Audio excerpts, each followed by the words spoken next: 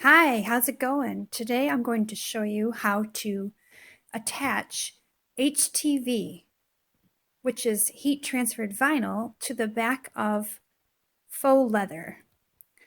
This is a great method to do if you want to double side your earrings. If you make earrings with faux leather, you know that you have the very pretty sparkly side, and then you have the very plain boring side.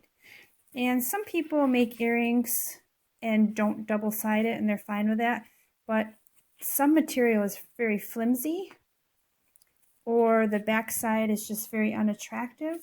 So you can do two things. You can double side your earring so that both sides have the faux leather material. You can use heat and bond or glue to do that. And I do have a video on how to use heat and bond to adhere two pieces of faux leather together if you want to check out my other videos. And while you're at it, please, please, please, please subscribe and like my videos. But today we're going to use HTV. It's also known as iron-on vinyl.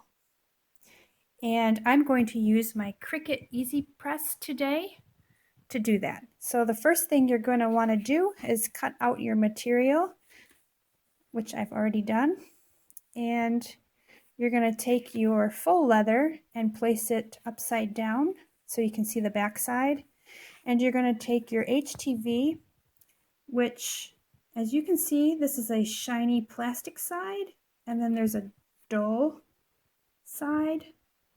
You're going to take that dull side and put it on the back of your faux leather like that. See if I can do this one-handed here. So you see the shiny plasticky side is looking at me, okay? And with my Cricut Easy Press, I'm going to use, I got my notes here. If you want to jog this down, grab a piece of paper and a pen. Heat transferred vinyl, HTV, iron-on vinyl. With your Cricut Easy Press, use 255 degrees Fahrenheit for 30 seconds. So you're going to want to hit this button right here, the temperature, and then the plus or minus to make it 255. Then you want to hit this little clock, looks like a stop clock, stopwatch, and make it go up to 30 seconds, okay? When you're ready to use this, you're going to pick it up off the tray, set it down on top of the HTV, and you're going to hit the green button, and that's going to set your timer.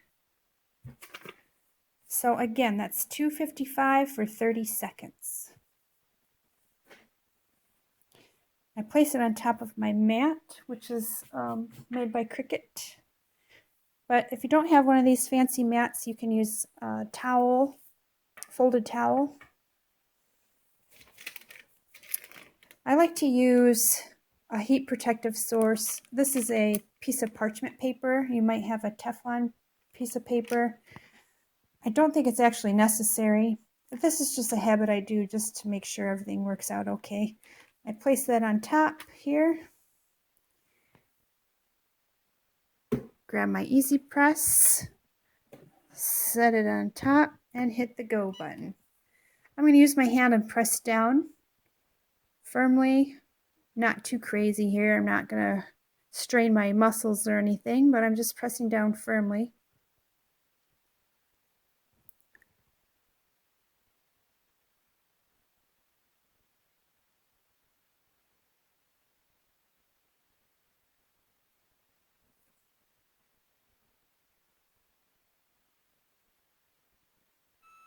All right, you hear that beep? You can lift the Easy Press up.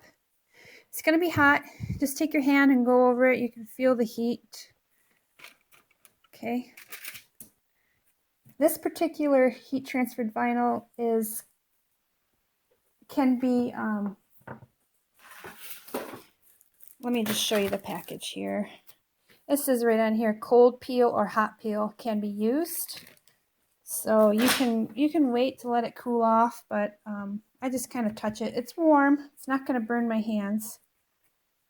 It's definitely warm, so just be careful. I'm going to peel this layer off here. This is that plastic protective layer. So you don't really need the parchment paper. I'm silly like that, but this is the protective layer here. You're going to peel that off. And now it's not so shiny anymore, but it's still really pretty. So now you have your faux leather side and you have your HTV side. This gives it, this makes the earring a little bit more firm, and it's definitely more attractive than that white cottony material. It just kind of gives it a finished look. Now I'm going to move everything and I will show you how to cut it.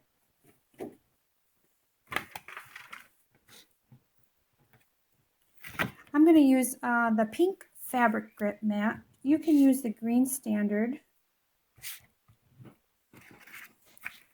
You're going to place your material. I'm going to turn this around. Place your material on your mat, faux leather side down.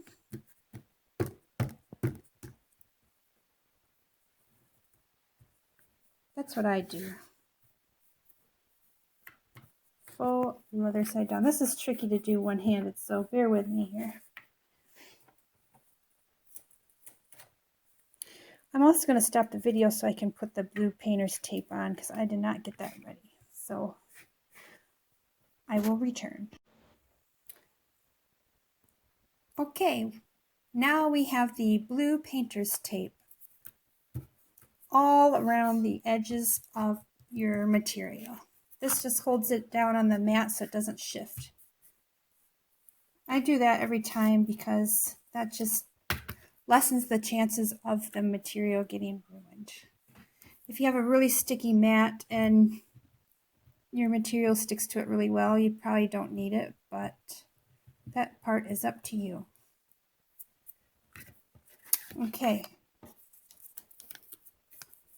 Here I have my design that I originally cut out on paper. I like to have a little template so that I can use to figure out my placement. So I decided to put my material up here in the left corner, just like how my design space has them placed. Okay, always check your placement. Whatever you have on design space, you're going to want to place your material in the exact same spots. And that's why these little squares with the numbers come in handy. Now my design, for instance, let me show you this here. So my design needs to be a certain way because I'm making a layered earring. Okay, so here is that layer, and this layer has to go the other way. So this is the back side of the material. So if I was to just run it through the machine like this, it's going to cut it out like this. But really I need it to be mirrored so that the machine cuts it out like this. Do you understand? Here's the front of my earring. And when you have a template like that, that helps you visualize your earring and helps you understand why you have to mirror your images. Come over here to my computer. This is the regular way. We want to come over here and hit the mirror button. When I do that, watch what happens. Ta-da! So now they're facing the correct way. Now we're seeing the back of my earring design, just like I'm seeing the back of the material here. So now we're going to place the mat into the machine. Make sure it fits underneath these little notches. Hi. Make sure, give it a little push it in the machine. Okay, very important that you have them lined up. If your mat is in there crooked, the machine's going to pull it in there and it's going to cut your material incorrectly. So make sure you give it a little push. I'm going to come over here and hit the continue button. If you have more than one machine, you're going to want to come up to the Connect machine and click on the correct machine.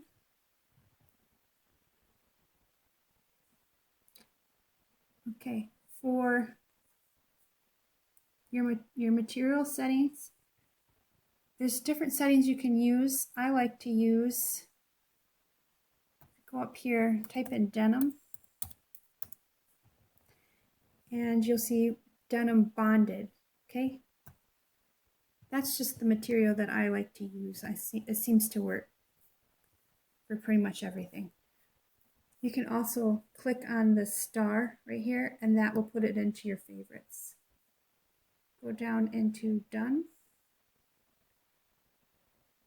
There's a reminder here. It says make sure mirror is turned on and the material is placed bonded side up. This is going to be considered our bonded side.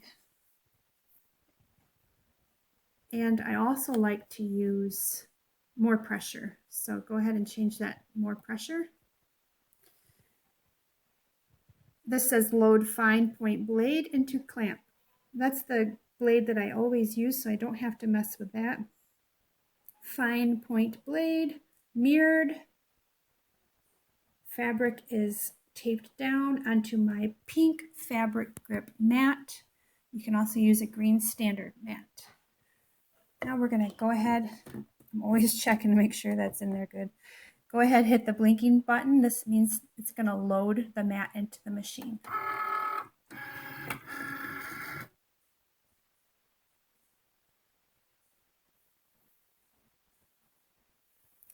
And then we're going to hit the go button.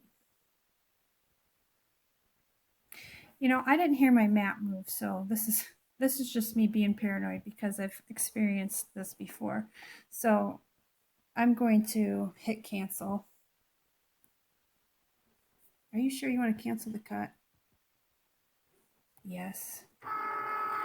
Here, my machine. Okay. We're going to do this all over again. I'm going to hit continue.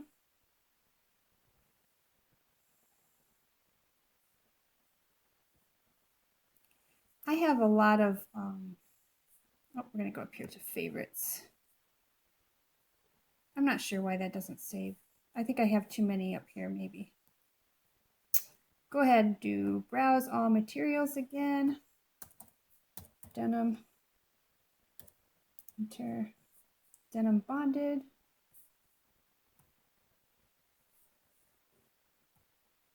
More. Okay. Hit the load button. See, now my mat got pulled up.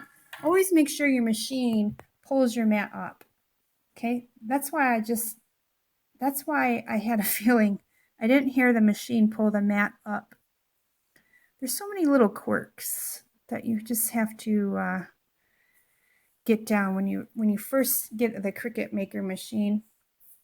I've only had this since December, so I'm still fairly new at this. So these are all little things that you'll learn over time. But yeah, always make sure that that machine is pulling that mat up. If it doesn't, just go back and do what I did. Just go through the process again. So the machine pulled the mat up, and I'm going to go ahead and hit this blinking button, which is the go button.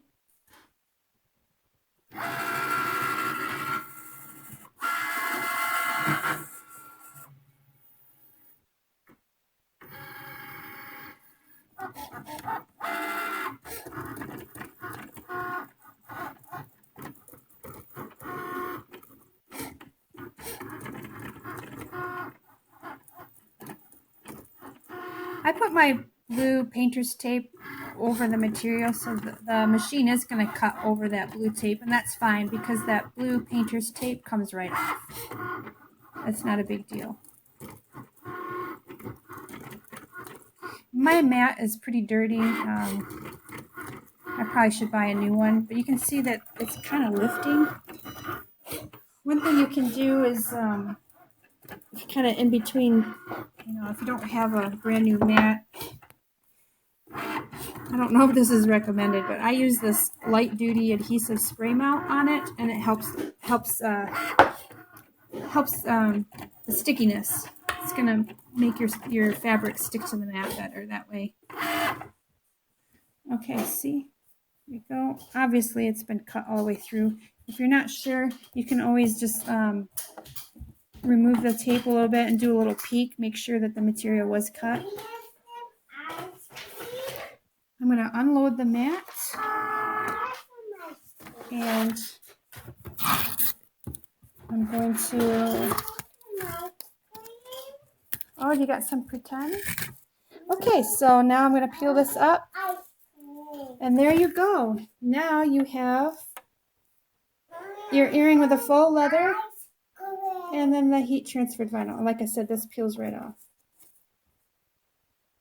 I hope this video was helpful. If you could, please hit the like button and hit subscribe. And if you have any comments, I would love to respond to your comments. If you have anything to add to this, that would be really great. I hope you have a great day. Goodbye.